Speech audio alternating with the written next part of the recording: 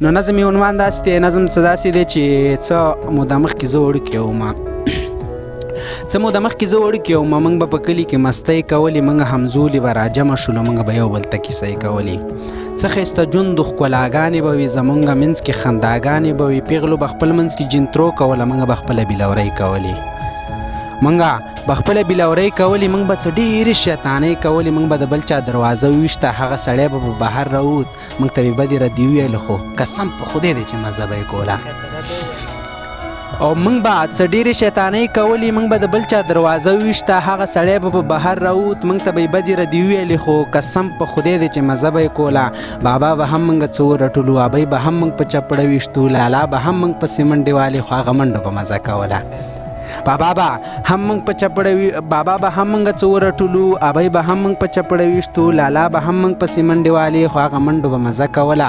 اوس زموږ کور خواته سړک تېر شوی، بلا موټرې او لارۍ تېرېدې، خو یو ورځ مو بیلورۍ کولې، په دې سړک باندې واده تېرېده، خو یو ورځ مو بیلورۍ کولې، په دې سړک باندې واده تېرېده. چا به نارې او چا سورې وهلې، چا به لاسونه چا چمبې وهلې، چا په ټاخې چا زرورک شیندل، او کله جنۍ کله هلک شیندله، موږ له به هم دغې مزه راکوله.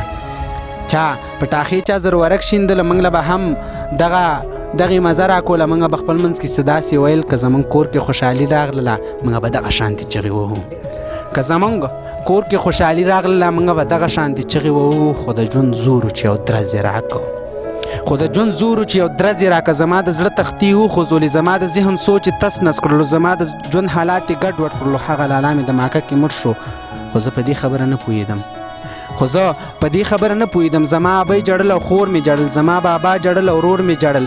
زه په دې سوچم چې دا څه شوي دي، په دې کې خړ تابوت او سپین ګاډي کې زما د ښکلې رور ټوټې راوړي، په دې کې خړ تابوت او سپین ګاډي کې زما د ښکلې رور ټوټې راوړي. زما ابۍ سر ته کېناستله، بلا خبرې جړا کې کولې، خو یوه خبره مې ترې واورېدله چې موږ خو تاله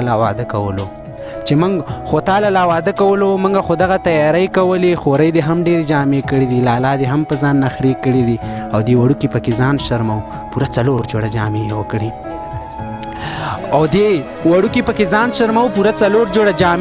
ځان له یې واسکټ واخیست، کېړۍ واخیستې، یوه نه قسم دی 2 ګړۍ واخیستې، پوره د زرو یې پټاخې واخیستې، او 3 ډبې زرورک واخیسته. خو دغه هر څه یې په زول شو ګله، ته ترې نه بلې دنیاګۍ ته لاړې، چې دا خبره مې تر غوږو شوله. زما په سترګو کې هم اوښکې رالې، زما بدن داسې څه وړچېده، او زما په زړه کې یو لمبه بله شوه. زما د خوله نه یو ناره وخته چې زما د ورور واده پاتې شو، مننه.